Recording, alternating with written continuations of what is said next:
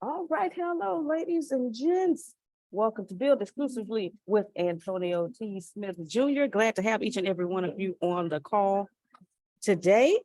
We're excited. As always, today's Tuesday. Today is Tuesday. All right. And so as always, we are excited. And let me just put this plug in right now. Give me a moment and put this plug in. Hold on. Get it off. Somebody sent me a message. Boom, there we go. Exploring Alignment Conference. It's coming. Okay, y'all. 9 days. It's coming. 9 days. Next Thursday, to be exact. Okay. 8 a.m. Central Standard Time, 9 a.m. Eastern, 6 a.m. Pacific, all the way to 3:15, 4:15, 1:15 p.m. Okay. It is going to be like none other event you have attended. So you want to get your tickets. Get your tickets. They're $49 right now. Please do not wait until next Thursday. They go up to $97. If you do, we don't mind you paying the $97. However, we would, you would appreciate it getting them at $49. Again, it is a conference like never before. Okay, please be sure. Get your tickets now. You know people that need to be here, talk to them and tell them, hey, you coming to this event, all right? Well, I can't make it. It's online. Yes, you can. You can be at home, okay? You can be at home. Well, I can't make it because I got to work. You know what? No problem. Get it anyway. Get a ticket anyway, and you can get the video and have it and keep it forever, okay? Have and keep the video forever so you can always go back and look at the conference. But you don't want to miss this event, okay? Whether you can attend right there live or not. Okay. Thank you, though. So much, though. All right. I'm about to, I'm about to get out of the way of greatness and hand it over to the one that Mr. Smith calls the freckled one. Okay. We love her. We know her as D Marie, the Care Bear with all the rainbows. Okay. She has been doing a wonderful, fantabulous job on these calls, and I know she's going to kill it this morning. Ladies and gentlemen, Miss Deanna Marie. Buenos morning. Okay. Okay. Thank you, Grace, for bringing up the alignment conference, because I'm going to ask you guys some questions today. And I want us to really think on these questions because these questions pertain to the alignment conference. And I want us to ask ourselves these questions as well as, we'll put the questions in the chat as we go. So you can copy and paste them and go back in and journal with these questions. When it comes to exploring your alignment is a holistic thing. It's a mental, physical, emotional, and spiritual integrity that we explore to make our lives better, to make the lives of those around us better, and to live in our purpose. And the first question I want to ask everyone is, how can our personal blockages affect our relationships? And what can we do to make them better? The personal energy blockages, we've talked about chakras, or you've heard about chakras. We've talked about blockages as in your perception, your subconscious, things that you decide to do, but because you are blocked or you are unopened or you don't have an open mind or you're ignorant or arrogant to whatever is in front of you, can be a personal energy block. I'll give an example. For the longest, I would not let anybody lead me. Everything I did on my own. If there was information I needed, I did the research. If there was something that I needed to learn, I taught myself. If there was an obstacle that I needed to get over, I didn't ask for help because can't nobody lead me better than I can lead myself. And that was a personal blockage for me, as well as it was blocking the energy of my inner kid who always wanted to learn, who loves being a student. I love being a student. I love learning. That is, put something in front of me that sparks my interest and I'm going to dig in. Chakras, Kundalini awakening, the Kundalini energy itself, Buddhism, Sikhism, the Bible. But in order for me to learn how in order for me to get to where I am today, I had to release that blockage. And I had to let go of that subconscious thought and to retrain it to allow Antonio to lead me, which led me to books, which led me to teaching classes, which led me to speaking engagements, which led me to a deeper connection with my spiritual journey, which led me to friends, which led me to you guys. If I had not released that blockage and allowed him to lead me, I would have never met any of you. I would have been stuck in my city, not knowing anybody outside of the state of Texas, outside of the cities of Galveston, Texas City, Lamar League City, Southwest Houston, all those areas. I wouldn't be where I am today. So, and then we wouldn't be together. Like, lead me. I'm good. I can lead myself. I don't need to be married to somebody. And if I am, or if I'm with someone, then I'm the lead. And that's not how that relationship goes. There is no lead in a relationship. There is a partnership, but not a I lead, you follow-ship. And then imagine how I would be as a parent. Can't nobody lead my child but me. I'm a single parent. No, you can't. Like, could you imagine raising a child and a son? Because I'm a firm believer in a young boy needs a man to teach him things. There's only so I can teach him how to nurture, I can teach him how to be kind, but I can't teach him the responsibilities of a man. What the hell I look like? I got 2 X chromosomes, not an XY.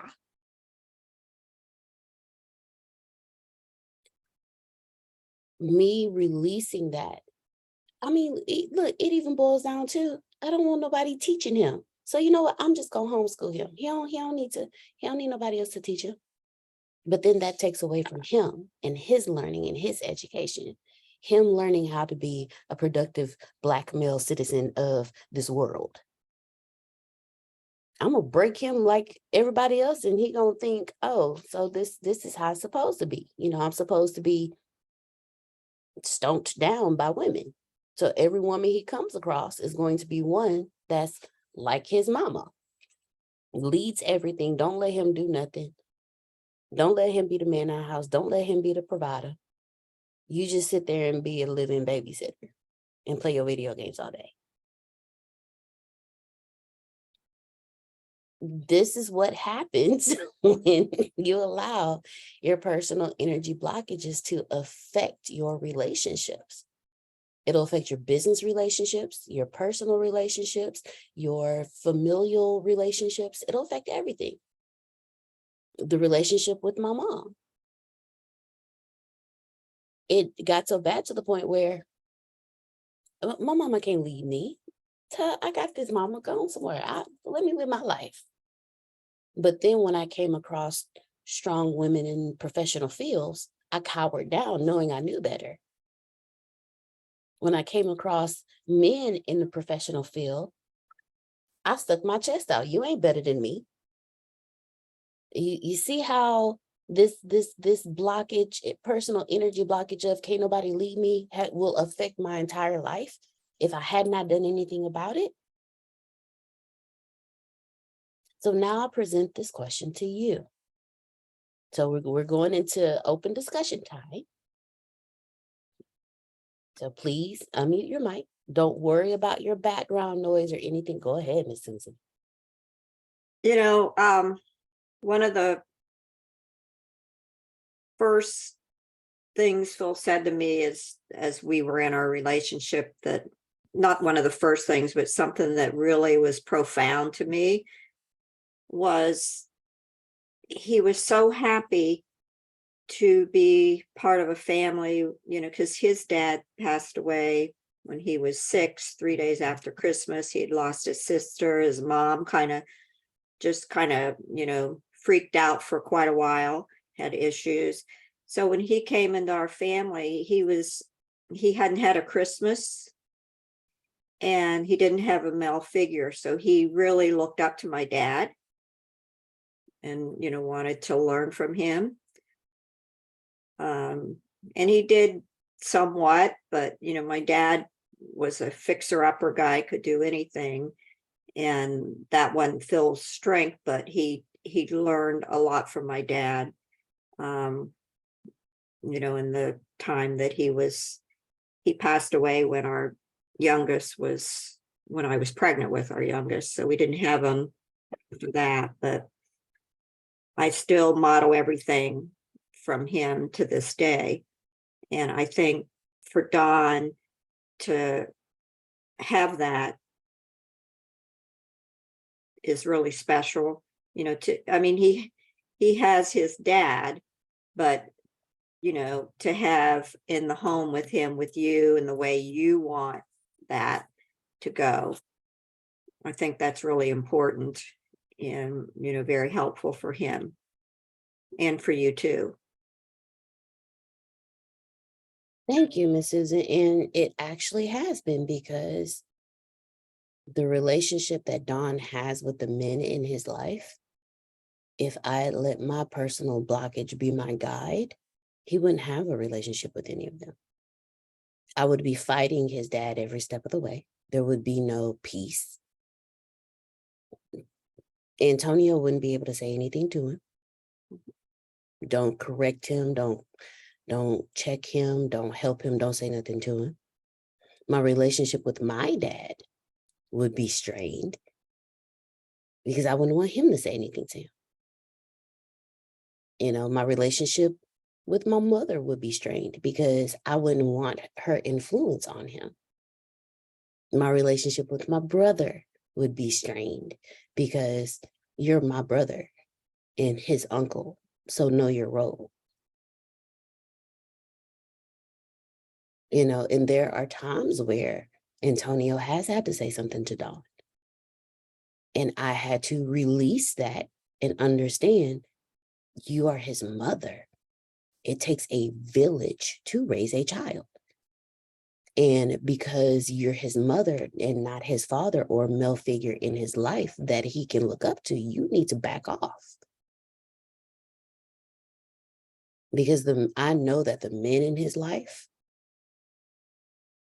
only treat him with love. Only treat him in a way that when he grows up, he's a man of value and a man of substance. But what values would I instill upon him if no one can lead me? So thank you very much, Miss Susan. And it took me a minute to get here, because my brother is one. He used to ask me all the time. He said, "Hey, if I see him doing something, what do you want me to do?" And I told him, check him. Because you're going to see stuff I'm not going to see because I'm his mom. And what my brother would do is, if he sees Don doing something, he would come to me and say, "Hey, this is what he's doing. You might want to get a handle on that because he's playing you." And me being me, he just a baby. And my brother's like, "Okay, I'd still have permission to check him if I see him doing something, right?" I say, yeah, go ahead. But after that, my brother would openly in front of me, "Yo, mama told me I could do this. You need to stop doing that." Antonio, well, he would sit there quiet. And after I finish whatever conversation I'm having with Dawn, he used to be, Do you want me to say something? Or do you want me to sit here and just be quiet? And I'd be like, no, say something. And he would say stuff to me and I would like it. I'd be like, "Mm." But now the relationship is when he hears Dawn doing something that he knows is not productive to Dawn's purpose in life, he'll tell me, no, let me talk to him. And they will have a conversation. And Dawn has a completely different energy after that.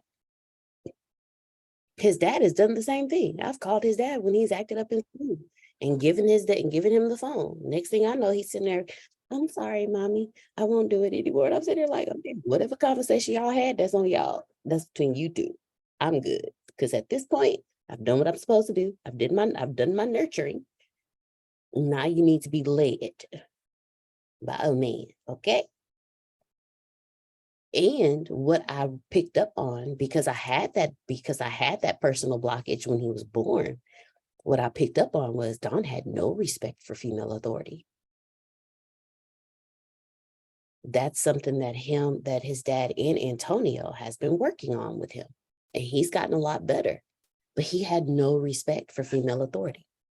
When it came to me, my mom, his other grandmother, we could say stuff to him 15 times.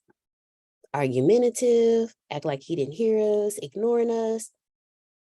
But let my dad, my brother, Antonio, or his dad say something to him. He instantly, or my stepdad say something to him. He instantly broke out in tears. Because it was something about that deep voice and that male aggression, not negative, but that male authority that did something to him. Once I dropped the can't nobody lead me but me, Don is a completely different kid. And he now pays attention to female authority, especially since every teacher he has had since he has been in school has been a young woman, younger than me, like all of them. One of them just got married. We saw her last night as kindergarten teacher. His first grade teacher moved to another school, and his second grade teacher is a woman. And they're all younger than me. So can you imagine how consistently embarrassed I would be if I didn't let down the can't nobody lead me but me mentality and energy? How hard it would be for me with Dawn in school. So I present this question to everyone else. How can our personal energy blockages affect our relationships, and what can we do to make them better? So now the floor is open. Y'all have at it. I'm gonna enjoy today because we finna dig deep into some things. And again, make sure you get your Exploring Alignment ticket, because these questions are going to be discussed in detail during the conference, and you will also have solutions and resources that you can go to help you with these. So let's get started. The line is open. Do we have a caller?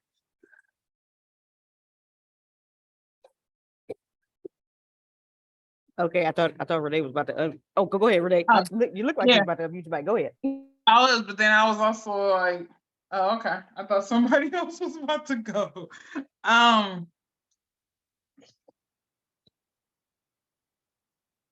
Something that I bumped heads with Prophet, really big when especially when we first met, and I was like, this is you know what I'm saying, it's material stuff, but I was proud of my material stuff. You know, I had been on my own since I was 21, you know, and I worked at eventually getting my own place. Renee got her own place. Renee got the, got the job with the office, and people call me, oh, Renee, you got somebody up here. And I'm like, okay, I had the office. I was like, hey, state benefits. I was like, all right, I like my state benefits. So here comes Jay, being Jay, and very like, well, I wanna help you. I wanna, help you with this, because I was doing everything myself. And I'm like, I don't need nobody's help. I've got this. I've been holding me down. Because keep in mind, I said I was on my own since 21. I met Jay at 34, 33. There we go. I was off. 33. So, these are years that I'm like, shoot, I ain't had to answer to nobody but God. If there was money in the account, I was like, all right, I'm going for what I want to do. If I want to travel, okay, I got the money's in the account, let's roll. I ain't got to answer to nobody. I'm like, shoot, I don't need to answer to nobody. I got my own thing going, That man was like, well, I want to help you. I want to help you. And I'm like, and it took a while for me to actually be like, yeah, to actually be able to put that on somebody, but he wanted me to do it. And I'm like, why? Why would you want me to do that? I'm good. Ain't nobody ever asked me, Renee, how are you feeling? Renee, and really actually want to hear. And it's not just something that people say, like, yeah, how you doing? It's almost like sometimes when people ask you, how are you doing? They don't expect you to say, oh, well, I woke up this morning and I really had to go to the bathroom really, really bad. I mean, they don't expect you to say something like that. They just kind of sometimes people want you to say a blanket response just so they can go back and be like, yeah, everything is okay, but it's actually not. But he really wanted to help me, and I did not know how. I did not know how, because I was like, you just like every other, like every other dude. You gonna be like every other dude. You just want me because I'm gorgeous, or you want me because I'm thick, and and as soon as you figure out that it ain't happening, that you ain't getting none, you're gonna be like every other dude. I'll be like, so well. But he wasn't. He kept coming around me. Ooh, I should have realized it then. Man, it's hard headed. But I had to let go. I was so much in that masculine energy, and I didn't realize it at the time. I did not realize it, because I'm like, shoot, and they got this. All right, all right. I was behaving like I was a dude. And now it's so comforting that I'm just like, I don't know. If he asked me, Renee, I'm like, I do not know. If he's like, well, Renee, we got this coming up. What would you want to do? I'm gonna let you have it. You go ahead. You just let me know where you're going. I'll let you go ahead, baby. I'm just gonna sit back with a glass of lemonade, and you go ahead. And he'll do it to the end of the world and back. And I just, even though there's some things that I still am like, shoot, I still want to be, even more independent in. But but that's probably more so for business, where I'm like, yeah, I gotta. But when it's something dealing with Jay or our life or anything that we doing,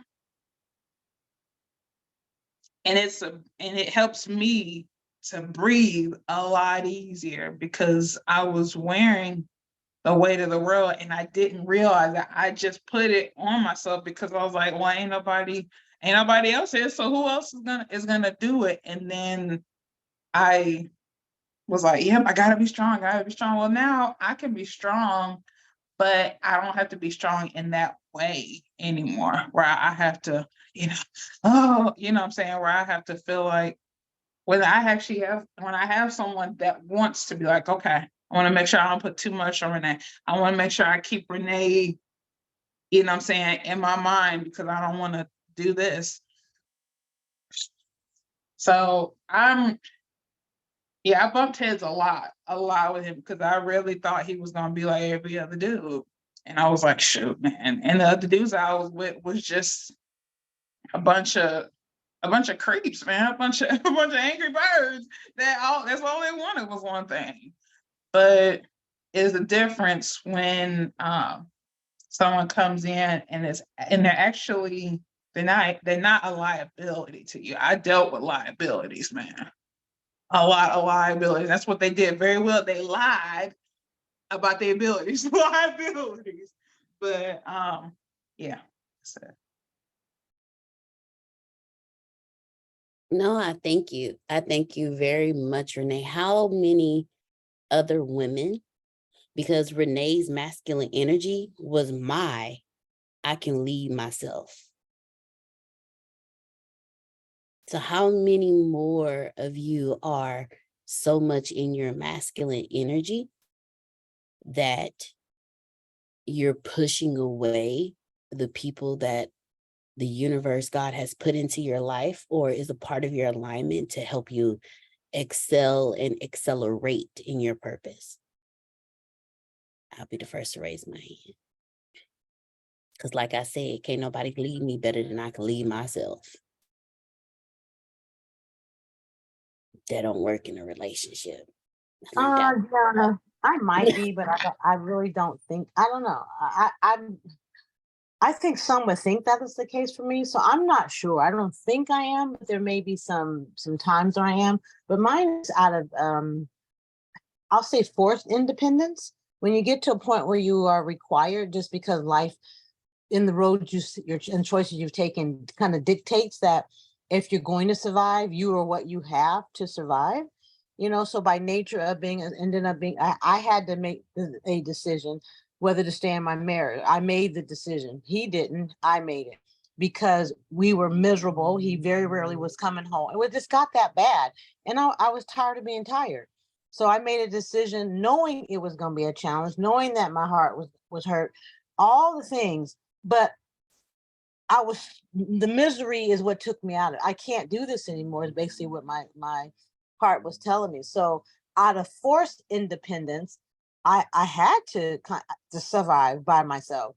And so if that might be considered masculine, I would have preferred not to be in that situation, but my choice was suffer or get out. And even when I got out, I suffered some, but I suffered some because that was on my own emotional issues that I had to figure out and deal with. So I think maybe there's probably some, but up to a point, okay, I just busted on myself because I said up to a point, I'm probably pretty stubborn and yeah, kind of want things the way I want them, but I will surrender. I still believe a man's role is his role, and we as women walk aside and not in front or bossy or over dominant, blah blah blah. So I don't know. I might have to surrender to that, but it's little. I'm a little one. Well, listen, okay. As Adonia was saying, I'm kind of like that too. Being on your own for so long, being the man and the woman, trying to raise two teenage boys and, I had to be stern, and that came out of me, and it come out in relationships because I know what I had to do and I know what it took for me to take care of my sons. So if he doesn't have that, you know what I mean? He can't really, because I've already done that. You know what I mean? So you got to be able to take care of me and them if they were still in the house.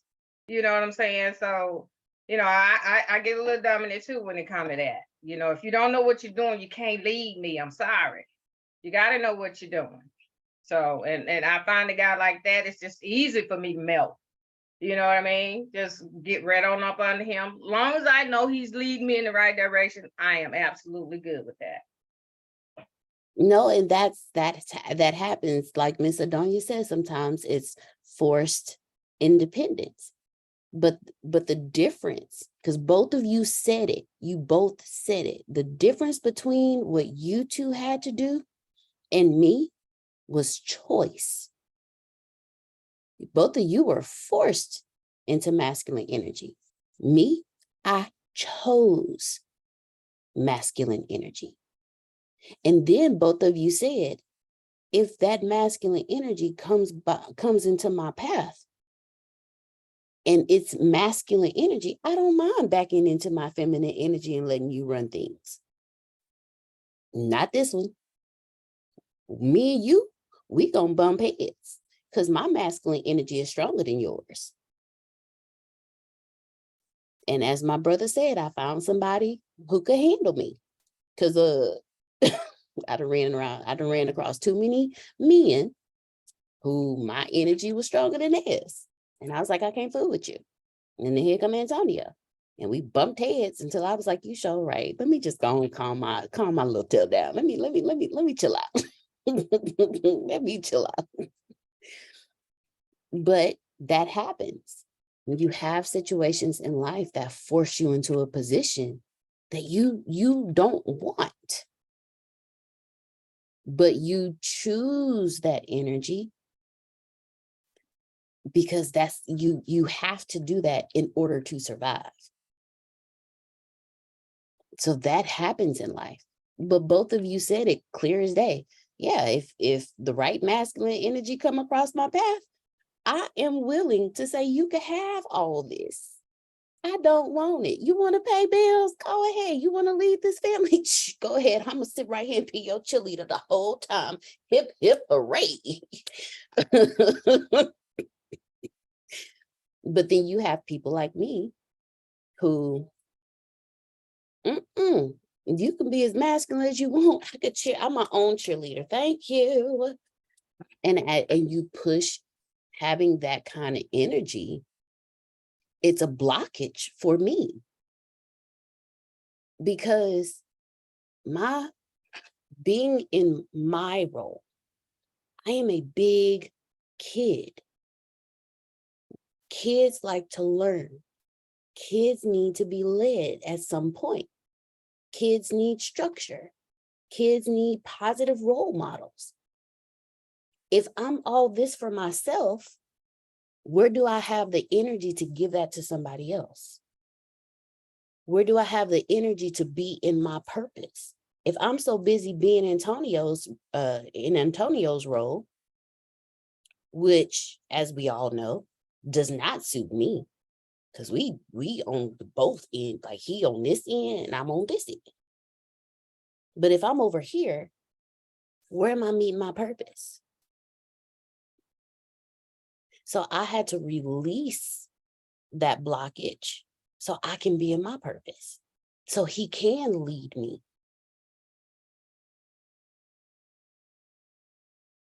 So what you and Miss Adonia said, that happens.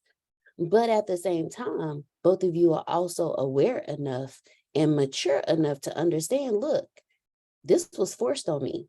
I may have made choices for my emotional and mental and physical and spiritual security.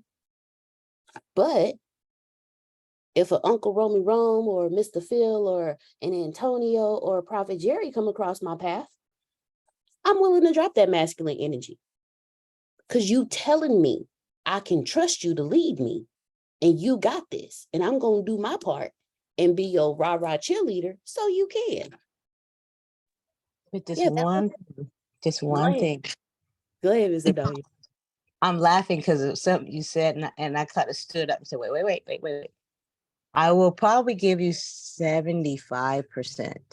There's always going to be a 25 that's mine, that's not negotiable, because I will never put myself in such a vulnerable position where you leave and I don't know what to do. So like bill paying, we'll have to negotiate because I'm gonna have some of my own money and you're gonna have your money, and then we gonna have our money, because I will never surrender 100%. Now that could be a problem, but going into a relationship, that will need to be clear. I will never give 100%, because then if I choose to leave, I know I can. I'm not going to be stuck there because I've surrendered and you're doing it all and the money's all in one account and you take me. And no, I will never surrender 100%. So that could be good or bad depending on the relationship. I agree with that too. I can't help but cheer her on, because I agree with that too. Nobody's getting 100%. Now, I totally agree with that. And I got my own bank accounts, gonna keep them, always have. And if things don't work, I will leave. I can move on. I've done it 4 times. I'm tired of running, actually, but I'm not gonna be in anything and be miserable. I'm not gonna do it for anyone. So it's just got to be right, or I'm all right by myself, Yeah, I call that a his, mine, and ours. You have yours, and that's Yes. your money, pocket money. Do you? I have mine. If I buy 400 pair of shoes, too That's bad. business. And You then gotta it's know ours, so we can commingle our money and pay the for the bills that we bills. together have. But other than that, yeah. So I I could be totally maybe agree. considered difficult, but oh well. I totally agree with that. Totally agree. Go ahead, Talisha, and then I'll comment on that, because I understand exactly what both of you are saying. Roman Rome's face is cracking me up. I the entire know. time. I know, right? I'm gonna want him to open up Please. Yeah, let's hear the caller Lynn's on this opinion. line. Look at them, Mr. Phil leaned in. So I'm gonna need our men to call in on today's station. Go ahead, Talisha. So I wanted to add to that.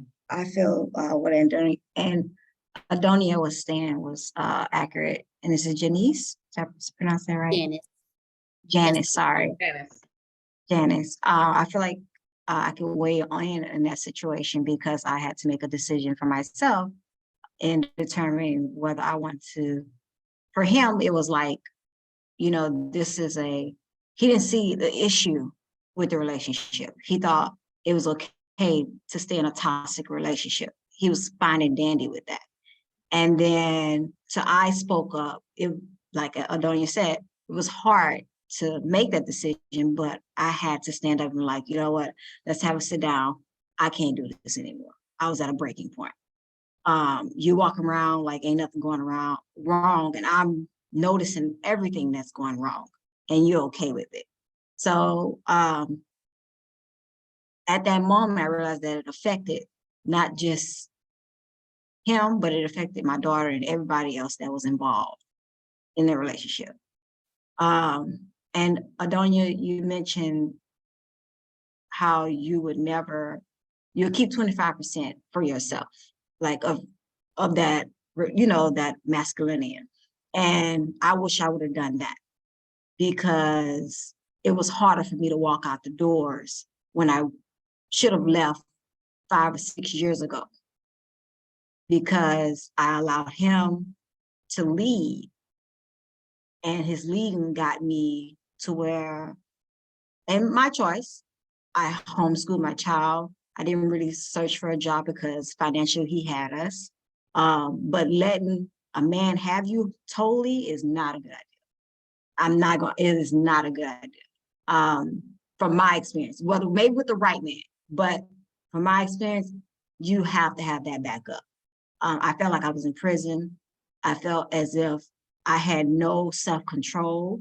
I was under his will, his say, whether I want to go here or there. It was based off of his income, and it took he used that as a sense of control and authority.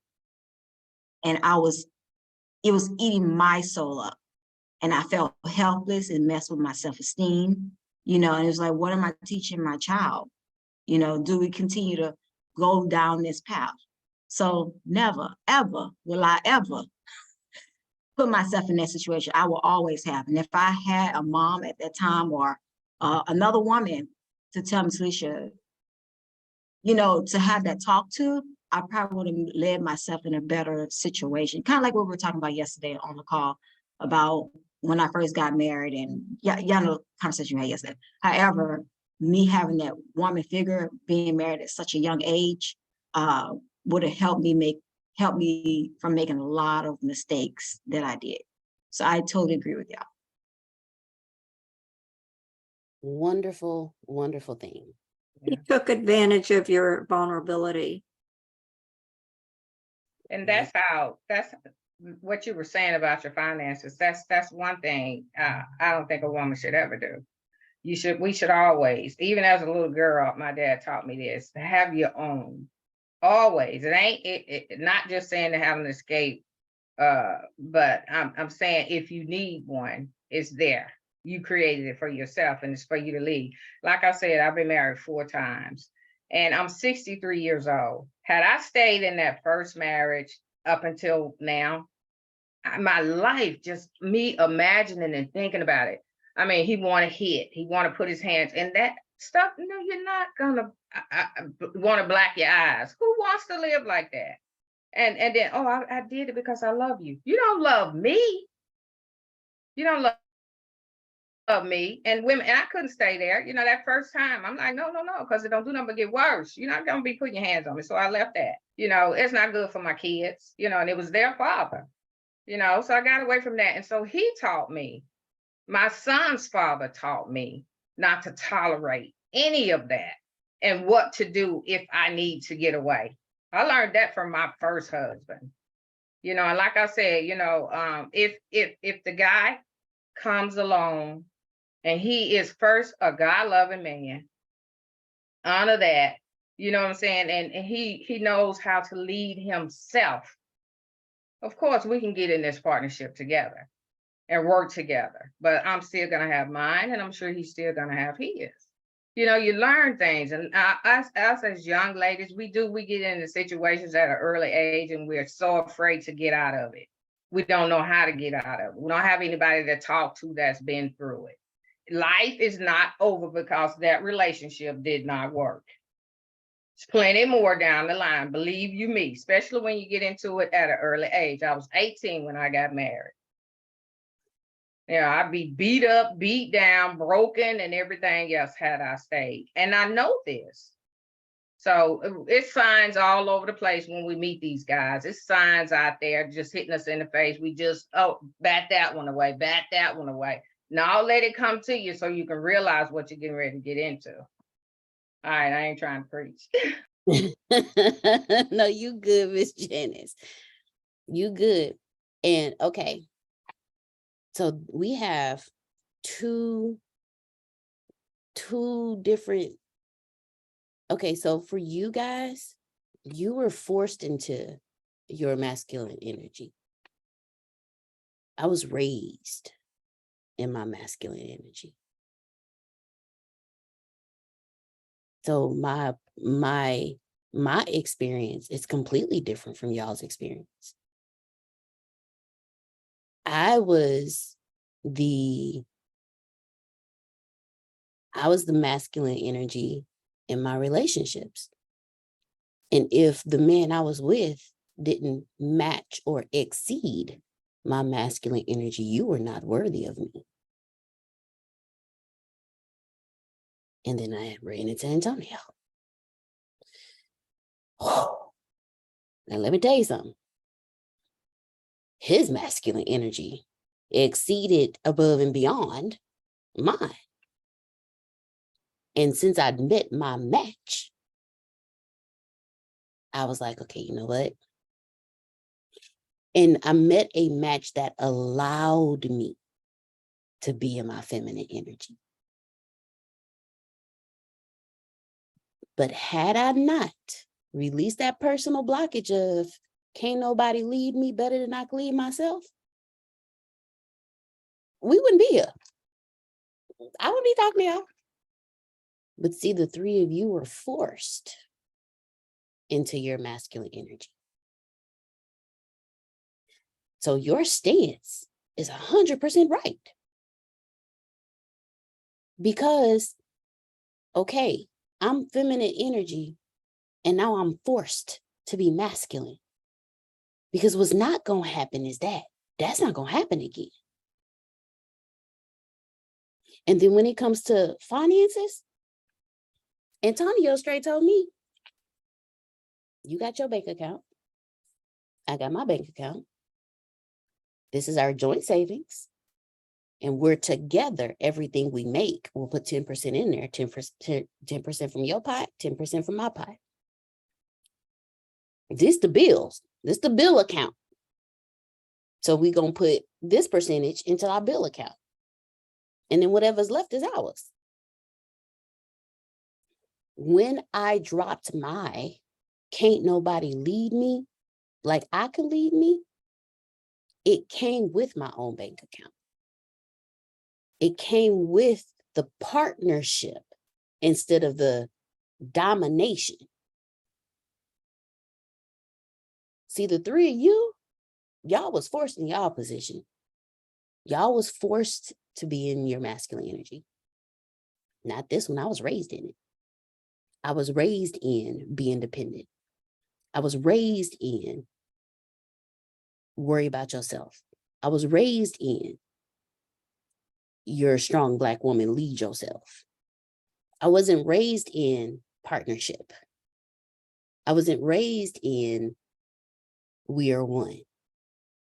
So my personal blockage is completely different because I wasn't forced into it. I was raised in it. My heart goes out to each of you because I know heartache too. Because when I was in my feminine energy in my teenage years, Miss Janice, my heart was broken. But because I was raised in my masculine energy, are you sure right? I'm going to get you before you get me. So, oh, you think you're going to break my heart? Watch this. I can break your heart 10 times better than you could ever break me. Watch me. That's what I grew up in. So when I released, so that was a personal energy blockage for me. See, because Renee had the same story. Renee raised herself. Please understand, she had a beautiful mother. Her mother was wonderful. You've heard the stories. And if you listened, her mother had a beautiful voice. Oh my God. Beautiful voice. We got to hear her mother sing too. Beautiful voice. But Renee was the same way. Oh, I got y'all. I got this. I got this. You go sit your tail down thinking you can out-masculine me. I'm going to do it 10 times better than you. But my personal blockage, and because I had that, all I attracted to myself were men I can dominate.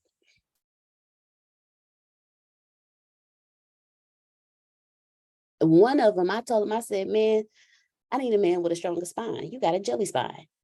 This is me talking to him. You got a jelly spine. I can't fool with you. I don't want a man that if I tell him jump, he asks me how high. I want a man that if I say jump, he gonna look at me and be like, you jumping too? Because we in this together. I ain't, what you mean jump? But every man I attracted to me, if I said jump, they asked me how high. And I instantly, I'm more masculine than you. We can't do this. That was my personal blockage. But the moment that I was like, you know what? I'm going to let this blockage go. I'm going to release this blockage because I desire better relationships. Here come Antonio. And I be doggone. Okay, I can't out-masculine that masculinity. Let me tell you something. I tried. Ain't work. But I now have a better relationship. My personal relationships are 10 times better than they've ever been. So what sparked this conversation was the question of how can your personal energy blockages affect your relationships? And what can we do to make them better? And I want to thank Talisha and Miss Janice and Miss Adonia and Renee for unmuting. for unmuting and speaking up, because they gave a different aspect of it, which I absolutely love. See, me I and can Renee, give you a whole different aspect. go ahead. At home, when I was being raised, I was raised both masculine and feminine. I was raised to be strong, take care of all the bills, and do all that at the same time being forced to be feminine when we're out in public. So in the house, literally four walls, you have to be masculine. When you're outside the walls, you have to be feminine. You want a whole sort of messed up, take that into the teenage years, going, okay, I'm in four walls of a building for school.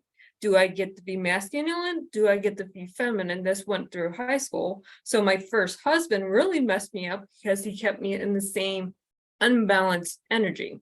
He didn't know what he was either. So of course, because I don't know what I am, and I can't release one or the other, that's the energy I pull toward me, because I have to be feminine to raise my daughter according to what I was being told by others. But I have to be masculine enough to hold my own.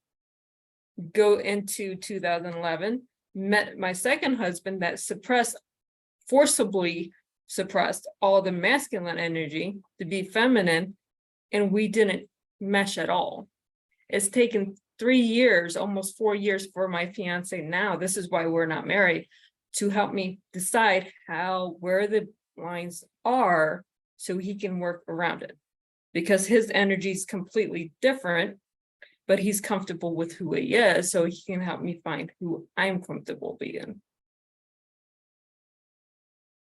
I love that one, especially that last one. He is comfortable with who he is, so he's helping me become comfortable with who I am. You have it, Antonio. Congratulations, Melissa. It's too bad. I do. I really do.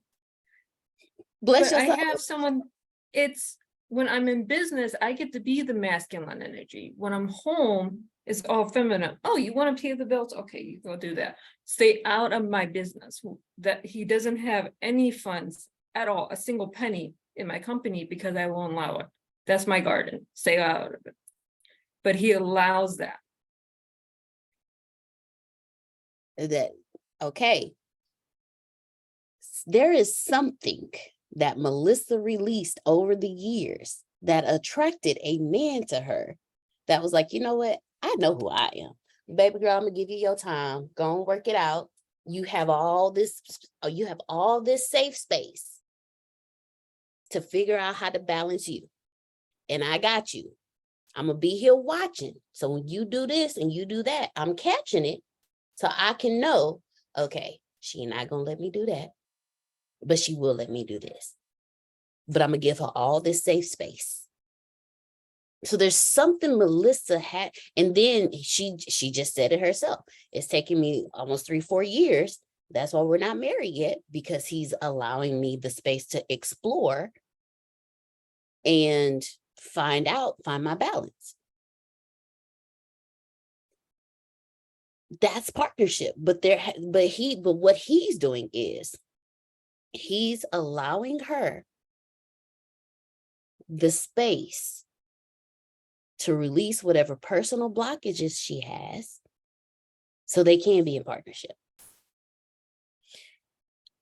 Me,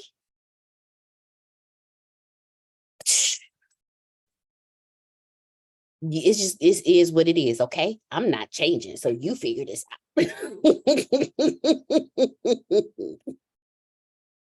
So I commend Melissa. I commend Miss Adonia, Miss Janice, and Renee, because they got it. This one,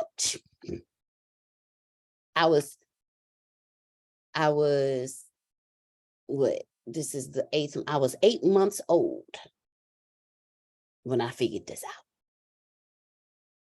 Isn't she over there looking all sparkly and ageless? Like, oh, what happened to you? You didn't. Every time I see Melissa, I'm like, what is she doing? Like, her face is always so glowy and smooth. Like, what is she doing? I need to go back tomorrow. She looks that way close up too. She does. She does. I just go back to my regimen of black soap and vitamin D oil, vitamin E oil, sorry. But releasing your personal blockages will increase the value and the love and how you feel in your relationships. So who else? We're gonna who's the next caller on the line? How can our personal energy blockages affect our relationships? And what can we do to make them better? Good morning, Natalie. Yeah, Felicia just told her daughter. Who's the next caller on the line? I was waiting on one of these gentlemen. I was waiting. Grace? I'm trying not to do that calling out. We'll see Uncle Romy Rome's energy. And Mr. Phil over there just laid back, cool, calm, and collected like he always is. Both Mr. Phil and Uncle Romy Rome, they have stuff that they be wanting to say, but they just sit back and absorb what's being said until it pull at them too much, and then they have to unmute. So I'm gonna let them be them today. Because when they do unmute, it's gonna be on and popping. Let's get on and popping then. Because Come the on. Bible says, Cuss. even a fool is counted as wise when he keeps his mouth shut. Hello. They don't know if I'm stupid or not, as long as I keep my mouth closed. Now, when I open my mouth, I remove all doubt, like, oh yeah, he is an idiot. So guess what? I need to be cautious. First of all, I'm outnumbered, okay? All right, that's number one.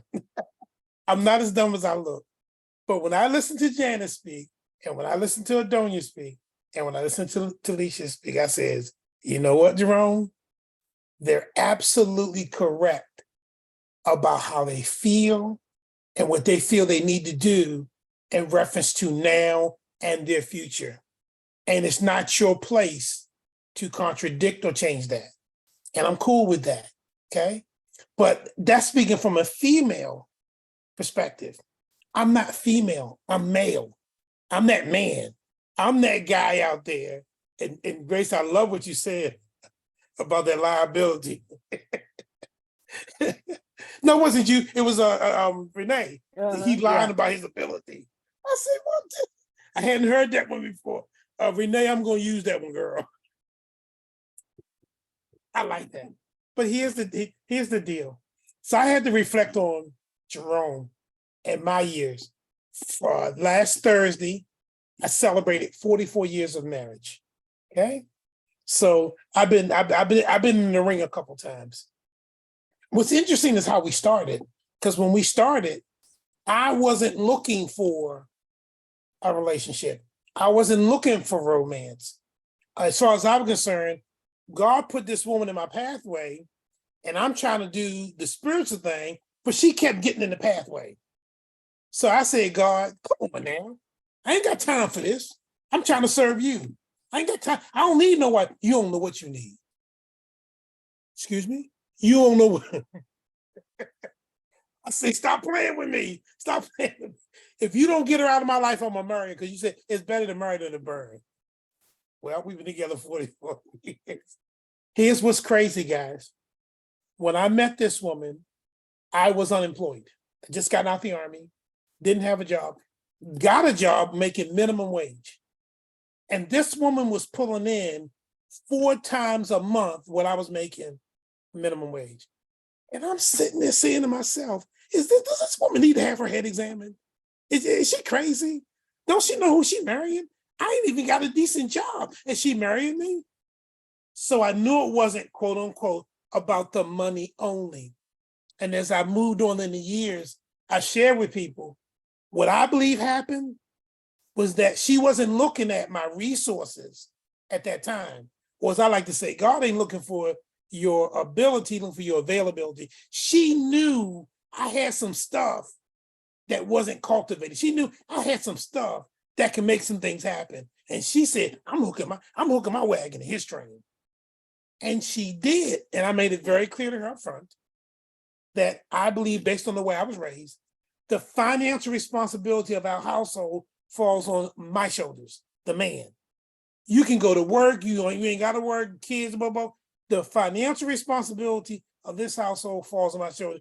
And I believe that then, I believe it today. And I believe that everything that I've done in the meantime is moving in that direction. So when she told me in 1993, I don't want to work no more outside the home, guess what I told her?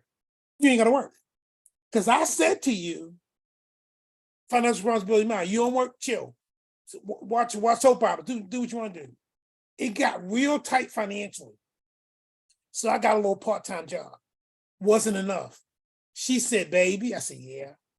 She says, I'm gonna go out and get a little part-time job to try to help us out with the finances. I said, no, you won't. I said, I can get another part-time job. Okay. I said, now if I get another part-time job and we still can't make it, then I'll consider you. I went and got 2 part-time jobs. So I had 3 part-time jobs, working full-time, but all the bills were good. Bills were good. But the point was, what I said I tried to live up to that. Another good example is she inherited $75,000 from a sale of the house for her family. And when the money came to us, she says, look at our money. I said, it's not our money. She says, it's your money. She said, I said, it's your money. And you can do with that money whatever you want to. Now, I happen to be married to you. I happen to be your husband. And if you want to take some of that money and spend on moi, come on, girl, let's roll with it. But that's your money, and you can do whatever you want with it, because if I weren't married to you, I wouldn't get a dime. She told me about 5 years ago, 5 years later, her brother and his wife, he was blind, diabetes, whatever that, she was siphoning his money out of the bank, and he didn't even know. And she said to me, I'm so glad you said to me what you said in reference to it being my, I said, I'm just keeping it 100, okay? But that's the way I felt. Now, did she buy me a couple things? Sure did. Did we spend some stuff on the house? We sure did. But she didn't have to spend a dime on the house or on me. It was her money. Now, when I got paid, I told her all I need is gas money and a little bit of money to eat. So when I got lunch, whatever like that, everything else I say, here, you manage the money, you manage the house. And she did that. And I never questioned it. Why? Because everything we needed, we had. So my thing is that when I was listening to them talk, I said, gee, Jerome, you're one of those guys that, you're a little crazy, you're a little different. Well, the thing is that, and I think go back when we talk about Adonia, when you know who you are, you got to know who you are. If you know who you are, then you know what you'll tolerate and what you won't tolerate. You can communicate. Y'all can work things out as you move forward. But you have to know who you are, and what Melissa was saying about her fiance, and allowing that other person to be who they are. I've told my wife too many times, baby, God hasn't told me to tell you how to be a wife. He's told me how to be a husband. And when things get stupid, that's my job. Not to be mad about what you do and what you don't do. What haven't I done? And when I'm focusing on that, guess what? Somehow everything's okay. Hello? So that's me. So I sit here and listen. I say, it went from, I got to say something. You notice I calmed down, because as the conversation continued, I said, they're on point. They got it. They getting it. Shut up, Jerome. You ain't got nothing to say. So I'm glad we're having this conversation. I just wanted to throw my little piece in there. I want y'all to know I ain't scared, okay? I'm gonna talk about it. But for whatever reason, that woman saw something in me that I didn't see in myself. And I'm grateful for that. And through all of the years, that's what I strive to continue to do. Do we do this? Absolutely. We do that. But I'm grateful that back then, when I didn't know no better, God was watching over us, and he's kept us on that road. And, here we are today. But yeah, Janice, Talisha, Adonia, you have to do what you have to do for your sanity and for your survival. But I'm going to tell you, don't give up. There's a few more Jeromes out there. Hey. I think I may have one. So I'm just Hey. taking my time though, taking my time. So yeah. Thank you so much, Uncle Romy Wrong. Thank you so much. Because what you just said was the type of man they was talking about. The one that, hey, that's your money. Again, I told y'all what Antonio told me. And every time I get money, he be like, that's your money. But guess what I do? I spend it on him. I do. I really do. Let somebody drop $1 million in my pocket. See how he turn out. Because he gave me space to figure out who I am. And now that I know who I am, while he take care of the household, I'm gonna take care of him. He stay fed. Grace know what I'm talking about. He stay fed. He leave the house full. That's what I'm supposed to do. I know that's right. That's what I'm supposed to do. But if I was still in my can't nobody leave me like I can leave myself energy, then he'd be hungry all the time. Dehydrated. And Jay will be dehydrated. Can't have that either.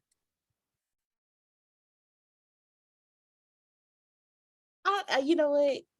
I love when I talk to mature adults because I can say stuff like that and don't get, oh my goodness, like, y'all, I'm so raw with my mama now. It ain't even funny. And I say stuff to her. Okay, Miss Janice, see you tomorrow. Thank you so much for hopping on with us. Me and my brother, we so raw with my mama. It ain't even funny. If I look at her and say, Mama Antonio stay fed, he leave the house full, she'll look at me like, Tiana Marie, I'm your mother. I don't want to know these things. But that's what releasing that personal energy blockage that I had, it allows me to, because I always take care of the people I love. Me and my mom clashed before I was in any relationship. I had a full-time job at 17. Went to school during the day. Then I had the early release. And for my early release, my senior year, I went and worked at a private school. And then I was at the private school full-time after that, and then started working for one of the ladies of the church who had her own business part-time, and then left the school and went and worked for her full-time. So I've been working full-time. I've been getting a check since I was 17. Well, my little brother is 5.5 years younger than me. So it's my role. Y'all heard that? That sounds like some masculine stuff right there. My role to take care of him. I ain't no boyfriend to spoil. So guess what? Go ahead, get this $150 watch. Go and get this $250 leather coat, which he still has to this day. And he is in his 30s. That jacket still fit, okay? I even got him the little stuff to treat the leather to make sure the leather stay good. And he take care of that jacket. Now I was forced to return the watch.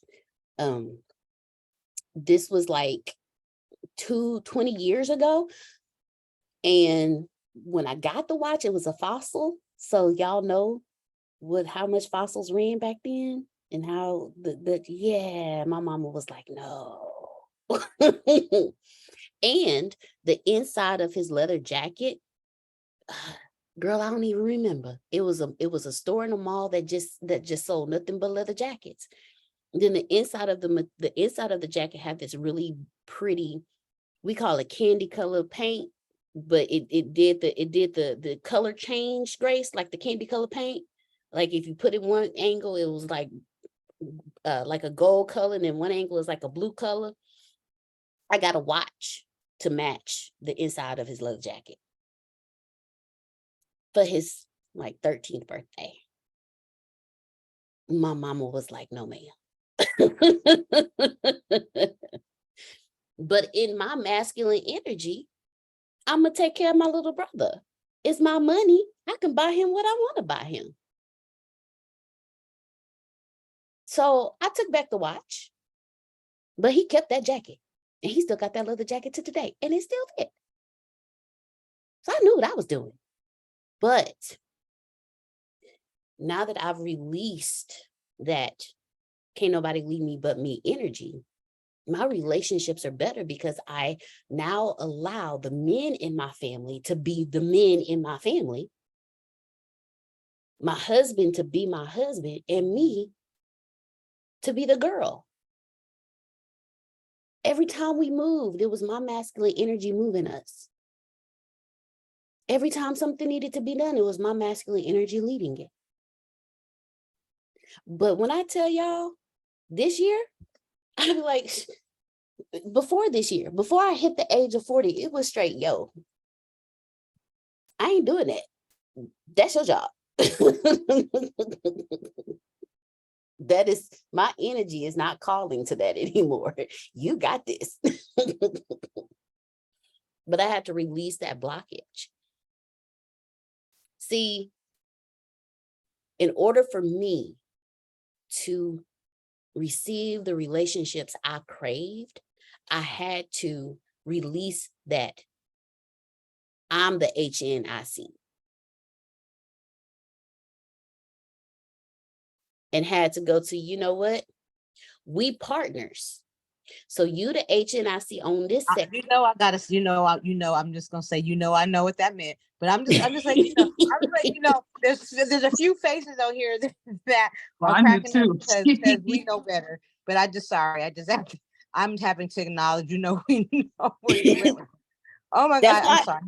I'm laughing. I'm just laughing. Oh my Lord. because that was my energy, big sis. That was my energy. So I got this. King Kong ain't got on me. This my house. But the moment when I tell you, the moment I was like, I'm tired. The battle within me, I'm tired. And I was like, you know what? I can't do this no more. The moment I let that blockage drop, the moment I cleared the pipes for that one, that particular energy blockage, when I tell you, I feel like the weight of the world just came off my shoulders. So if that's the weight, what Mr. Phil, Uncle Rummy Ron, Prophet, and Law carry and Ron carry on a day-to-day basis, I want that. Nope. I don't want it. You can have it. I didn't realize the weight I was carrying on me until I released it. And the moment I released it, my relationships became 10 times better because I wasn't trying to father my son. I was just mothering. I was nurturing my son. I was no longer trying to be the provider in this relationship. I became a partner to assist in the provisions for this household. I was no longer trying to compete with my dad for leadership. My dad is my dad, and I'm his daughter. I was no longer trying to be the leader in this relationship with Antonio because he's the lead and I'm the help, and we have a partnership. Nobody is greater than the each. He leads in his strengths and I lead in my strengths. My strengths are nurturing. His strengths are leadership, provision, and the head of the household. So once I released my blockage, my personal energy blockage, this became a partnership. I do not lead my son. I am in partnership with my son because I can't lead a man. While he is a boy, he's going to grow up to be a man.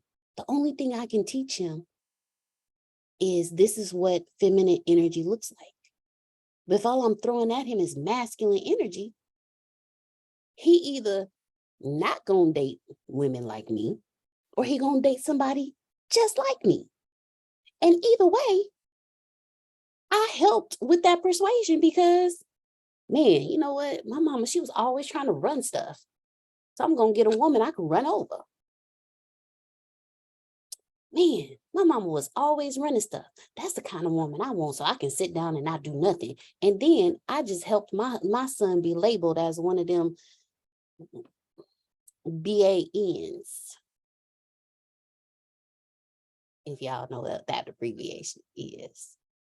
Or have an aggressively abusive son who runs all over his wife.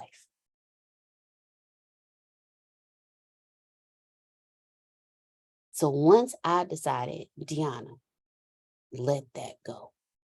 It's okay to let someone else lead because it's stuff you don't know and it's stuff you can't do. My relationships got a lot better because I used to bump heads with my mom. Because why? Because we both two females with masculine energy living under the same roof. You're not gonna lead me, but I am your leader because I'm your mother. I don't care who you are. You're not gonna lead me. That's what our energies were saying. And we would do this. This happened until that little boy was born. And then after he was born, we were still going at it. It took me to chill out and to be like, hey, just chill. It took real masculine energy around me to be like, hey, chill. It took a man to get me and my mama to chill the hell out. Because we couldn't do it on our own. Because we was two masculine energies bumping head at every single moment of every single day. It took someone of more masculine energy to tell two masculine females to calm the hell down. And we did, you know. But then it took both of us to go through our own journey. And for both of us to release the masculinity. So now me and my mother can exist in our femininity together and love each other without the competition.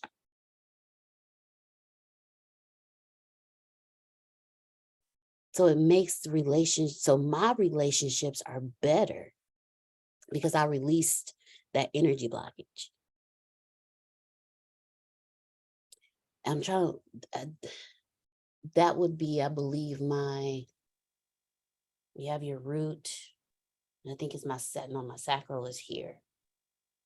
I'm trying to remember the chakra energy that's in the pelvic area, because that's where your feminine energy flows from. That was a blockage I had right there. And trust me, these chakras, I've been trying to cleanse these holes for a minute. Excuse my verbiage, okay?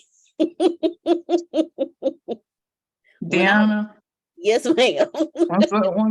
once again, you be going up my driveway and stuff. I'm just gonna go ahead and give you a spot at my table. You know, actually we ain't got a table, but I just go ahead, you just pull up to my sofa because it's very calming. We was over at the office doing paperwork, and Jay was like, Renee, I think you gotta fill this out. And I looked at it and I was like, oh no, baby. I said, that's his head of household. I was like, that's all you, homie. I was like, that's all you. I was like, that's all you.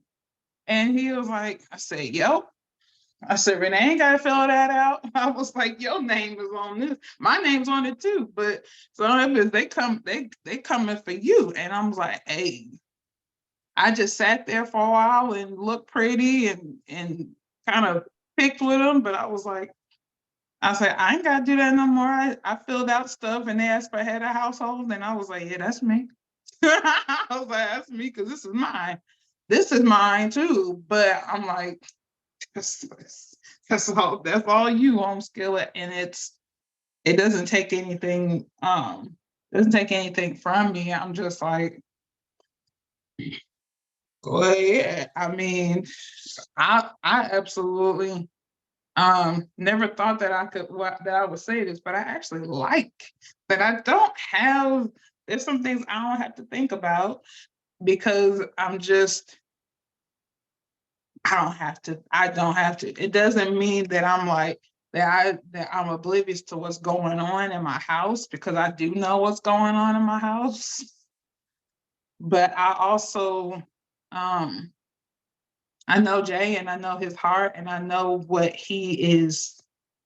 I know the type of man that he is.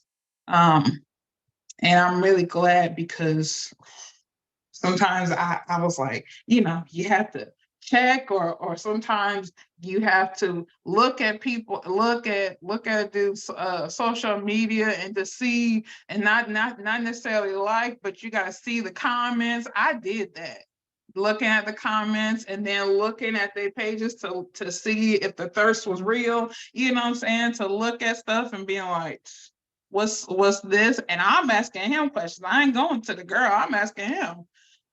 Because you're supposed to be with me. I went through all of that. And be like, but I know somebody said, Renee, your husband's very good looking. I know he is. I know he is, but he's the kind of man, he will cut it at the root. He'll cut it even before it becomes a root. Because I was like, I said, it's all you. I said, if you went and did something, you the one that's dissing God, because God gave me to you, just like God gave him to me. And if I'm that cold enough to mess up that blessing, it's all you, homie. It's all you, or it's all on me. But it's very calming to just be like, there's certain things I don't have to worry about, because Jay has got so much masculine energy. I did marry, I married man. He's like, Renee, this is what we gonna do, blah blah blah. When we talk about finances, he's like, yep, we, this is where I want to see our family going, and I'm cool with that, because I didn't have to think of that, but we are all on one accord, and I'm like, thank God I don't have no gray hairs when it comes to him. I have gray hairs sometimes when it comes to his health, because his health sometimes is a trip.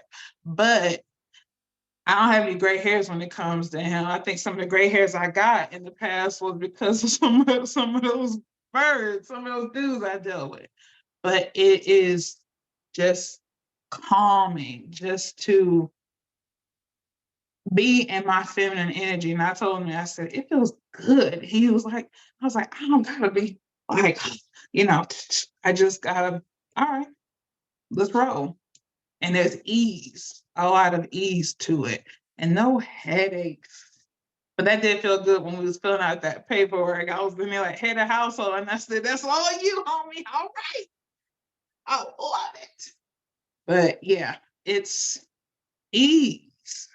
It's ease, and you breathe a lot better. And I'm like, I don't have to look over my shoulder. I don't have to, look at Jay and be trying to feel like I might want to suffocate him in his sleep. I don't have to worry about that. Thank the Lord. I'm so grateful.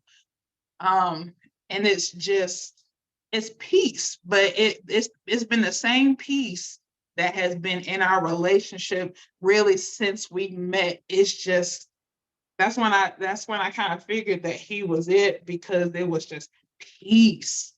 Even though his accident was crazy, my accident was crazy, it was peace even in the middle of all of the crazy. And even now we married, there's still peace. Even when there's spurts of crazy, there's still peace.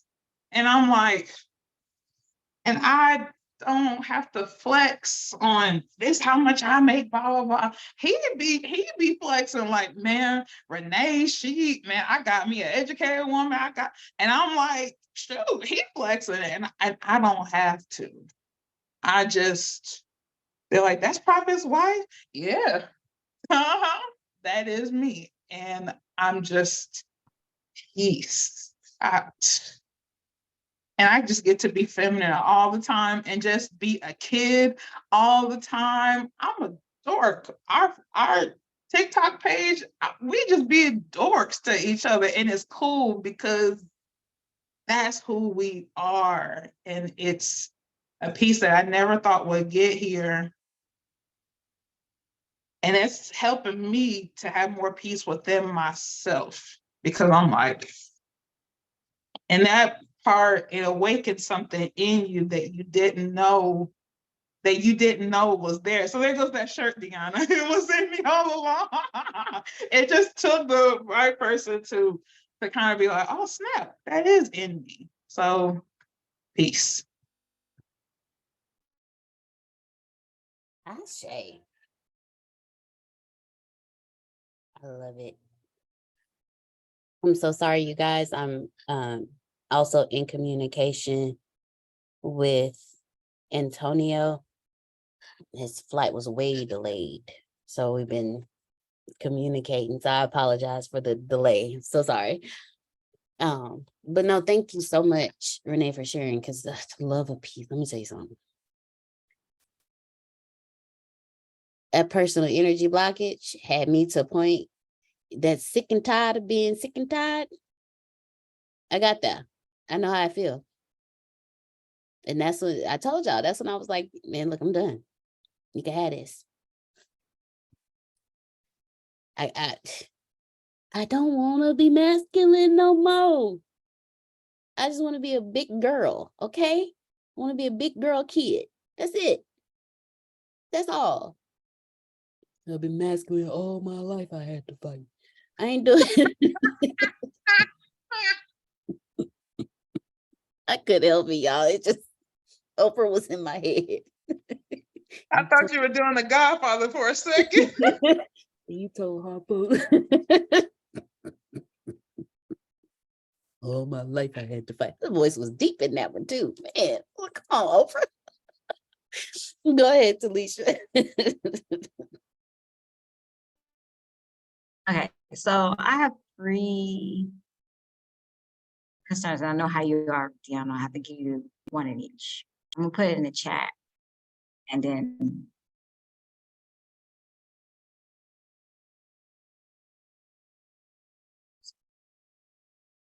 We can't hear you. I don't know. I'm not talking. She said I'm she's not putting something in the chat. Oh, okay. Channeling. Okay, I need more information. Channeling.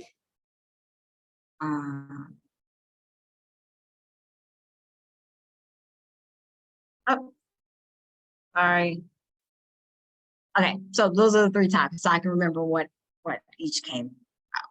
Okay. Okay, so first, channeling. I'm how can I say, working my way through channeling or understanding what channeling is. And I was want to know if you knew more about channeling, Deanna. More like, I guess, channeling the spirit guides. Because I was watching this video and it came up and it was just like, you probably channel more than what you think. And some of the stuff it was sounds like I do, and didn't know that I was.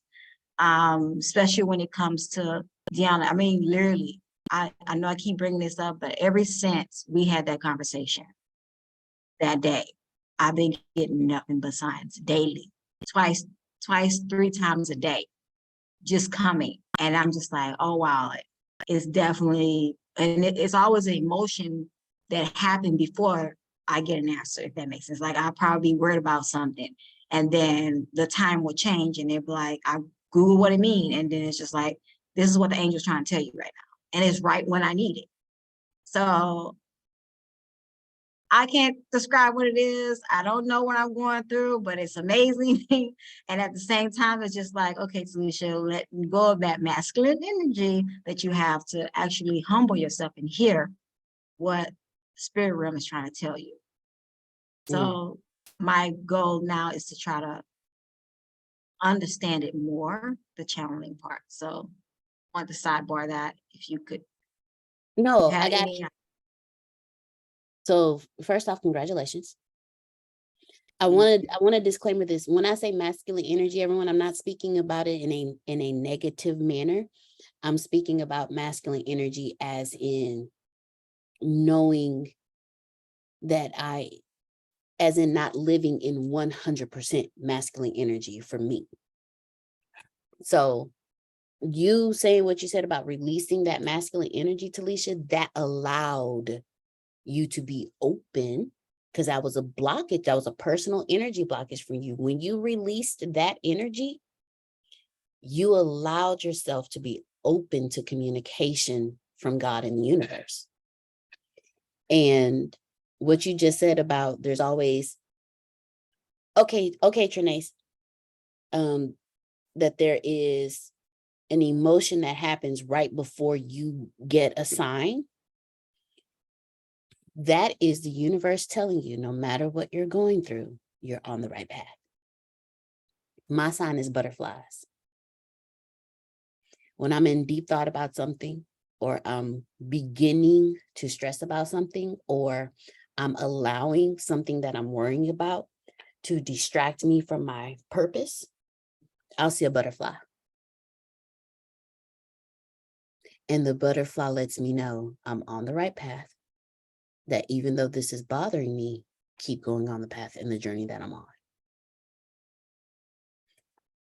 I can't explain channeling to you in words because I don't know how I did it. There's some stuff, and this is when my partnership with Antonio works perfectly, because I can tell him something and he could break it down to me. I can tell him what I'm feeling and he can break it down to me in words. So I apologize. I can't tell you how I channel. I can tell you it does involve weed sometimes. I probably shouldn't have said that out loud. Probably shouldn't have said that out loud. But when I get to a state of emptiness, and not emptiness as in I'm exhausted, tired, but emptiness as in I'm open to hear, feel, and receive whatever the universe has to give to me. It allows me to, like meditation, when you meditate, you can use your meditation to channel. And because I've been releasing so much, because the energy blockage that I shared with y'all is only one. I got like 15 million billion of them. That was just one. But the more I release those blockages, the more open I become, so much so to where I can hear my grandmother when she talks to me without having to channel my grandmother. Like I can feel when my ancestors want to talk to me without me having to channel them. And my effects, like I was supposed to been talking to my ancestors like last week. I haven't spoken to them yet. So the palm of my hands keep tingling because energy flows through the palm of your hands, top of your head, bottom of your feet. My hands keep tingling because they want to talk to me. And my method of communication with them is tarot. So when my hands start tingling, and it's a certain type of tingle. When my hands start tingling, then I know, okay. And I'll tell them, all right, I will talk to y'all when I get home, or I'll talk to y'all at this time. When my ancestors are telling me I need a cleansing, my feet start actually feeling, I have the feeling of water hitting my feet. That means it's time for me to go to the beach. When my grandmother wants to talk to me, I just get this sense of, I can't explain. I can't explain my grandmother, but I'll just hear this. Actually, I can't. I hear this whisper and like, come see me, or we need to talk, or I'll ask a question to the universe and I'll get the message of go see your grandmother. So my channeling, because I've released a lot, and I don't know if y'all can hear my background, the music in the background. There's meditation. Okay. There's meditations and certain vibrational frequencies that I listen to that also help me with the cleansing process and the opening up of things. And I listen to that at night. So that's my meditation. So when it comes to channeling, you have done something that has allowed the universe to openly express itself to you. And you are open enough and aware enough to see the conversation that they're trying to have with you. So whatever you do, keep doing that. Keep doing that. You may not even picked up on what it is you're doing, but the fact that you Google the meanings, the fact that you do a lot of outside studying that you don't tell anybody that you do. You do a lot of personal studying that you don't tell anybody that you do. Because you are a big kid at this point. You are open to being a student. You are open to, you have a childlike curiosity, which has you open to receiving. You're going to God as a child. And because of that, he's able to talk to you and educate you. So keep whatever you're doing outside of what you tell us, keep doing that because it's helping you. Thank you. Oh, just to add for that example, guys, I had been thinking about two people I hadn't seen like in years. And in one day, which was yesterday, one called me from Florida and the other one saw me at the store yesterday.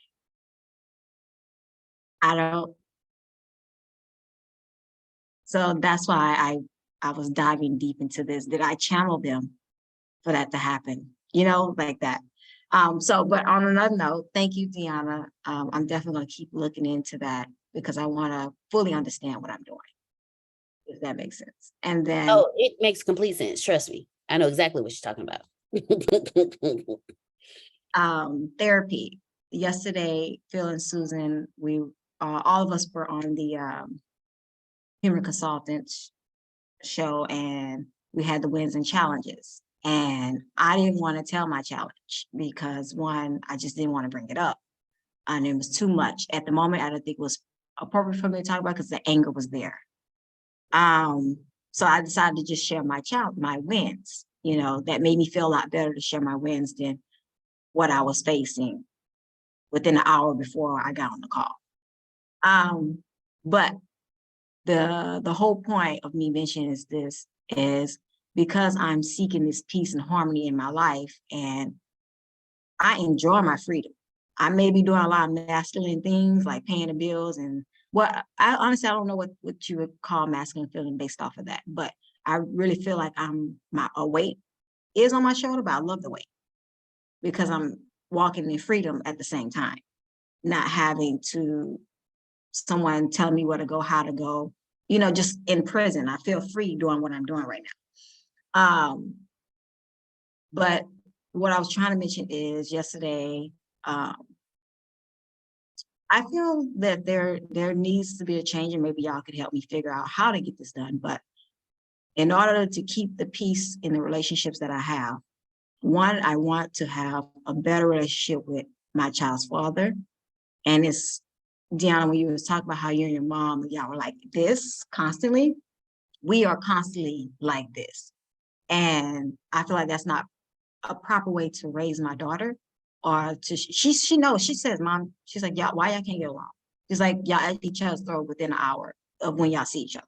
And that's sad. That's really sad. There's like these opinions and these just, the energy he brought in yesterday, I was like, you can't come to my house alone. Because I can't even I can't express myself to you without you coming with another type of energy of that, wasn't open to hear what I had to say, you know, but I sat down and listened to everything you had to say. So I'm trying to find a better way, guys, because I can't keep doing this. It's not healthy for her. And it's definitely not healthy for me. And my suggestion is for us to go get therapy, but knowing him, he's one of those Black men that believe therapy ain't, we don't do therapy. So I don't know what else to do. I prayed last night. I ended up praying for him. One for his health. And then remember how we always talk about anger, guys? His anger game is strong. That childhood trauma is strong. And he will walk in the room and you'll feel that energy immediately when he talks. So I don't know what else to do with that. Any advice? So I'm going to step down from this one because one of the things that I am still working on is not cutting people out of my life. Because my first response is cut them out. Don't ever respond again. Let them go. I see your hand, Trinace. Trinace, you go next, but if one of the men on our call can respond to Talisha, because my response is not going to be appropriate. But because you may need a man's perspective, because my perspective, if there's a point in my life, if I could, I would never talk to Don's dad. Ever. He's non-existent to me. But I have a child. He can't be non-existent to me. Trinae said get a mediator. He can't be non-existent to me. And don't stress yourself. That's a wonderful suggestion, actually. But I would like a man's opinion because I can only give my opinion. So if one of the men on the call, even ones with their cameras off, if they are in a position to, but so Trinace, go ahead. Oh, go ahead. Feel to speak. Now, don't get it wrong. I got a comment, but I want to hear Phil first.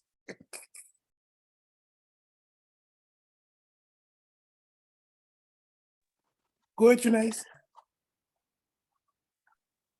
Okay, so I'm on break. So, Talisha, he's just upset that you love him. So that's his issue. It doesn't necessarily have to do with anything that you're doing. He is just in shock and belief that you have left. If it becomes too overwhelming. Wait. This is not the husband. This is not the husband I love. Oh, This is before the husband. I've been Oh. dealing with him for 10 years. oh, well, still get a mediator because he still could be mad because my kids are grown. My baby is 24 and their father's still mad that he don't have a chance. The baby 24, sir, we've been done. So just get a mediator. Just get a mediator. It's a form of you not having to deal with it. You can do your messages through that person. You can do the visitation through that person. You don't want to do that to yourself because you got to be the best mom you can be, no matter what kind of father he is. You got to be the best, period. And that's going to alleviate some of the stress that you have to deal with, because it came a point where when my kids got older and they started seeing who he was, they were like, Mom, you don't never have nothing to say. I'm like, no, I don't. I don't have anything to say because I want you all to see who he is based on who you see, not based on who I feel like he is. So it's going to get to that point. Find you a mediator. Find you a mediator. Maybe there's a family member that you all both get along with that you all can use, or maybe you can seek out with one. Don't do that to yourself. It's not even worth, it's not worth your energy. It's just not worth the energy. And the second thing is the trending words now are feminine and masculine energy, soft life. Like this is something new. It's not nothing new. They're just new keywords. We all have masculine and feminine energy, men and women. Women of color, they just rest in it because unfortunately society puts us in a position where we have to do everything. And that's just, but the other part of that is what came first, the chicken or the egg? That's what it's like. Which came first? Are we more masculine because what society does, or did the man become more feminine because he wasn't allowed to be masculine? And now, so which one of them came first? For me, I am enjoying learning how to be feminine again, because the thought last year was I don't want to be responsible for me because I'm a lot of responsibility. I'm serious about that shit. I am so serious. The past couple of nights I've been up working on my event. And whomever my husband is, he gotta have to have that understanding, but he's gonna also have to have the understanding, he gonna have to pay for it. He gonna have to create a lifestyle that allows me to live, be immersed in what God has created me to do. And that's feminine. With the whatever that gift, those gifts that God gave me are feminine gifts. And you are enjoying freedom, and freedom is a part of femininity. And paying bills is not masculine or feminine. That's just life. That's just life. But freedom is feminine. Creativity is feminine. Nurturing is feminine. Those things that allow us to be open and vulnerable, all of those things that we were taught, don't never let them see you sweat. Don't cry, put your big girl panties on. All of that is masculine. Just think of it. You got to shut your emotions down. That's not fair. How can you operate like that? I'm not saying you live in them, but feel what it is in that moment. Well, me, I feel what it is, trace it and keep it moving. But we got to learn how to feel those emotions, because that helps us be better mothers, better friends, better employees, employers. All of that helps us be better when we don't have to lock our emotions out. And a good example, at work, I don't really move very fast at work, because that's me relaxing in my feminine energy. There are other women around the office that's walking around here super fast. I am not in a hurry. That's considered a difference of physical difference between masculine. I'm not in no hurry to get nowhere, but except out the door to leave here. Now then I turn it on. But otherwise, I'm not in no hurry. So enjoy your freedom. That has nothing to do with feminine or masculine. That's you having some enjoyment. And the Bible say we should enjoy life. That's you enjoying your life. You paying bills is just living. Your freedom, your creativity has opened up, hasn't it?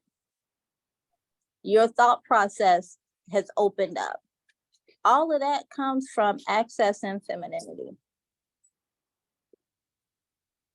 So I'm making coffee for everybody. I still got some time. So still got a little bit of time. This conversation has really been good. I'm sorry that I was at work and not able to completely immerse myself in it, but it has been really good. Thanks for Yay. sharing. for Thank that, everybody. you. Thank you very much for sharing. Go ahead, Mr. Well, Phil. well, a number of things. Well, first of all, let's start off with what came first, the chicken or the egg? We know definitely what came first, the chicken or the egg. There's no doubt about it. You ready? Birds are descendants of dinosaurs. So what came first? The egg. Now, what came first, the dinosaur or the egg? I got no idea. But we know what came first, the chicken or the egg. Egg came first. There's no doubt about it. Slam dunk. We know that answer. So my point is, having one bit of information, we now know the answer to the problem. Just one little bit. Now that we know the birds are descendants of dinosaurs, we know what came first, the egg. So that's why knowledge is important and studying is important. The other thing is, Wayne Dyer talks about when you put pressure on an orange, what do you get? Juice.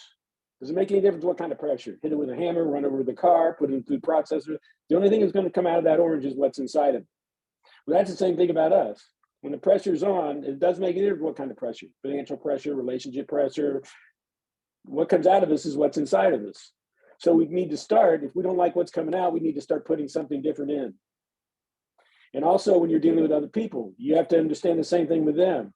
Now, when you start with the premise that we are all one, the same spirit that's in you is the same spirit that's in me. What I do to you, I do to me. We operate off of a different level. So whoever this person is that may have some anger issues, and when you get to that level, you got to be very careful, because that's when the pressure's on them, you don't know what's inside of them. You got to be careful with that. And then to oversee the whole thing, to blatantly plug our Monday night, let's study a book. We're doing Marianne Williamson, Return to Love, Reflections on the Principles of the Course in Miracles. The Course seems to have one basic message: relax.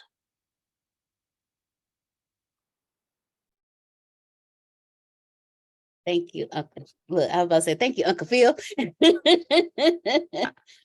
Thank you, Uncle Phil. Go ahead, And- Uncle Brown. And for me, Talisha, I'm gonna give you a word. And when this situation comes up, I want you to remember this word. Okay? And I want you to meditate on it. And that word is this: boundaries. Boundaries. We have judicial boundaries. We have societal boundaries. We have personal boundaries. Now, in your given situation, I don't know what judicially the courts have said in reference to him visiting or not visiting his, I don't know, okay? Society, you're the mom, you're supposed to raise the child, blah, blah, blah. You know, where's the husband? Blah, blah, I don't know about that either. Personal, that's you. And what I would say about personal when it comes to boundaries is this.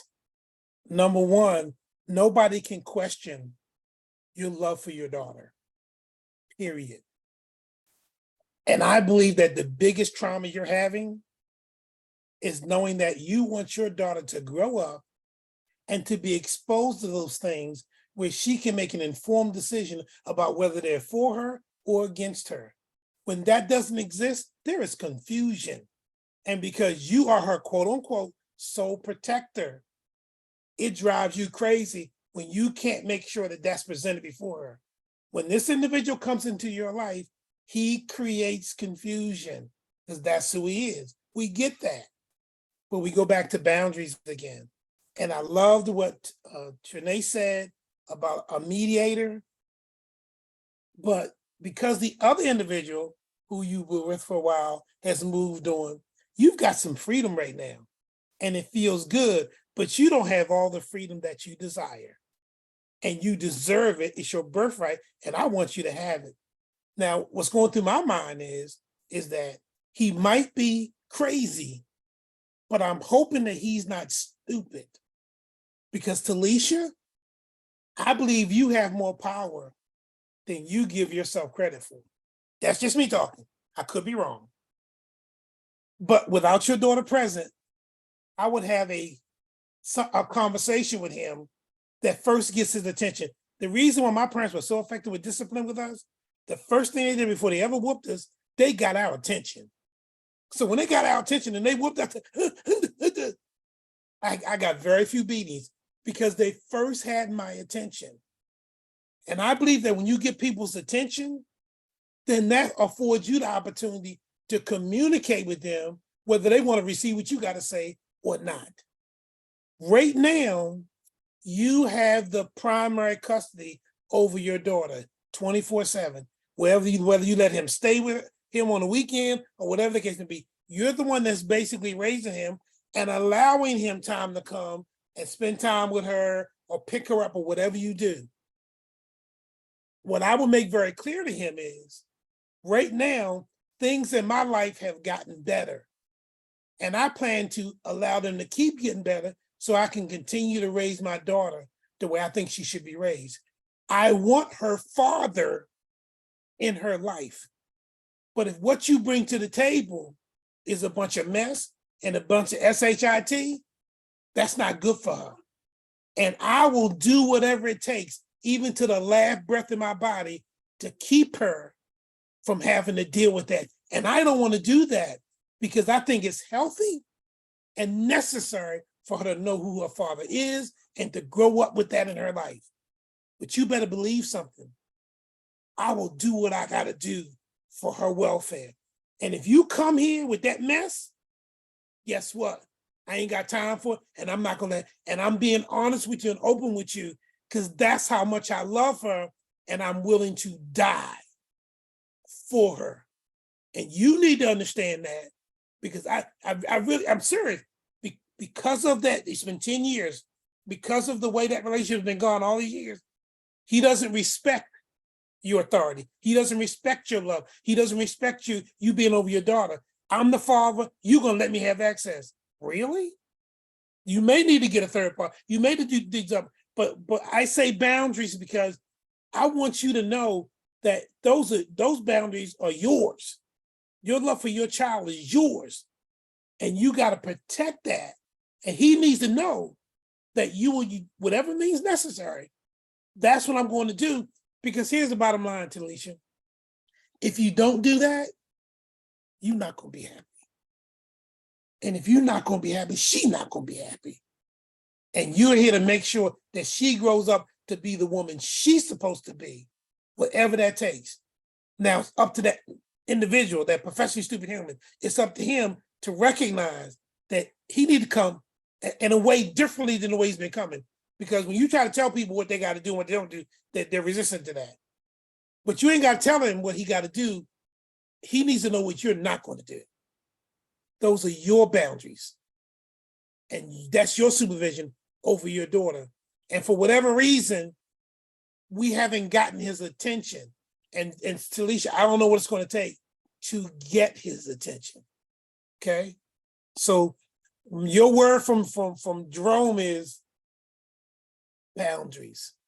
And you got my phone number, girl. So you know, if you need to call a brother, you know, even if homeboy there, like, what's up? What's up? Come on now. Because I was there when the other one was there. Yo, what's up? Are you? I'm okay. Okay. All right now. You know I don't play. I ain't scared of neither. And you know I'll come to Texas if I need to too. That's all I need to say. Thank you, Jerome, and thank you, Phil, for your words. Yeah, but before we let Tracy go, you mentioned channeling. The book you need to get is The Education of Oversoul 7. Oversoul 7, Oversoul. Oversoul 7 is a soul that's manifested in 4 different lives at 4 different times, all at the same time, and is being educated by another soul. And this was written as a novel by Jane Roberts. She's the one that did the channeling of Seth. There's a whole movement of the Seth spirit was channeled through Jane Roberts. What she learned through that experience, she wrote a novel. And the novel is The Education of Oversoul 7 by Jane Roberts. And again, Oversoul 7 is a soul that's manifested in 4 different lives at 4 different times, all at the same time, and is being educated by another soul. So that'll give you a little idea of the whole concept of channeling. Case, I was trying to, you said over what? Oversoul. Oh, over soul. Check the chat. I put the link in the chat, and there's actually a trilogy, and that's the link I put in there for you. Right. Okay, thank you. Tracy, you're up. Good morning. I had to jump on and pretty much I'm piggybacking off of what Jerome was saying, because he actually started to hit some of the points that I was going to say for Talisha. Protect your peace is what I heard my spirit tell me to tell you, because your peace will rub off on your daughter. And I know this for a fact, because when you are not at peace, she can feel your energy. And as a mother, our energy to our daughters is stronger than we know. And even when you think you trying to hide your feelings, or if you feel like, okay, I'm not going to show it while she's in the room, it doesn't matter if she sees it on your face. She can feel it she can feel it in her spirit, because you all have a spirit that's attached. Okay. So when he was saying boundaries, I was thinking also set expectations that go along with those boundaries. So your expectations for whomever the gentleman is, look, this is the way we need to handle ourselves when we are around our daughter. If you cannot live up to these expectations, then these are the consequences for not living up to the expectations, and giving and pretty much putting it out there, explaining, look, the reason why I'm setting these expectations is because our energy is rubbing off on her. And when it rubs off on her, that affects her social and emotional altogether. And so, like you said, she asked that time, why y'all don't get along, whoever, that was the mom or whomever. So she sees it, she feels it. And you just said you enjoy this freedom, but when you don't have that relationship, then you're actually not free. You're actually binding yourself because you are anytime, because it sounds like anytime you know this person about to come, you already probably get tense and get nervous and start feeling a certain way before they even step in the room, because you know how they respond some of the times.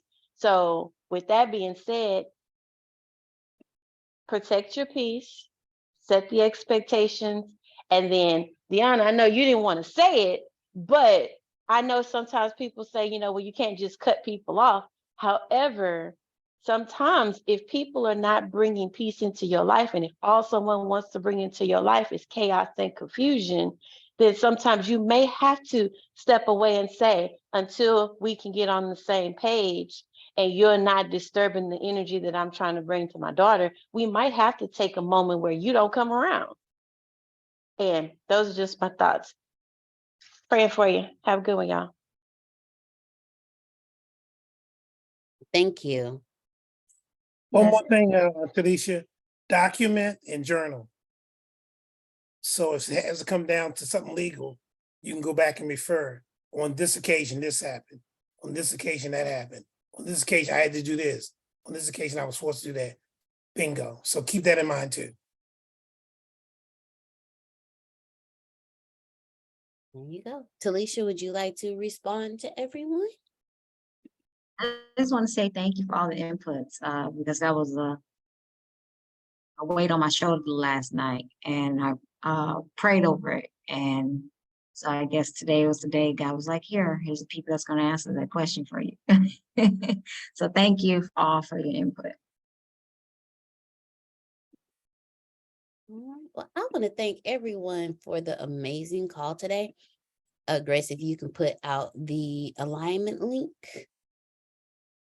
Everyone, please, pretty please make sure that you purchase your ticket to the Exploring Alignment Conference, August 17th from 8 a.m. to 3:15 p.m. I want to thank all of y'all so much for joining us. We will see those who are part of, those who are a part of the Bureau keynotes. We shall see you all tonight at 7 p.m. Tonight we have the amazing Miss Trinace who will be speaking. Thank you all so much for joining us. You can plant better. You can dominate. We'll see you all in the morning. Love you. Love you more. Love you more. More.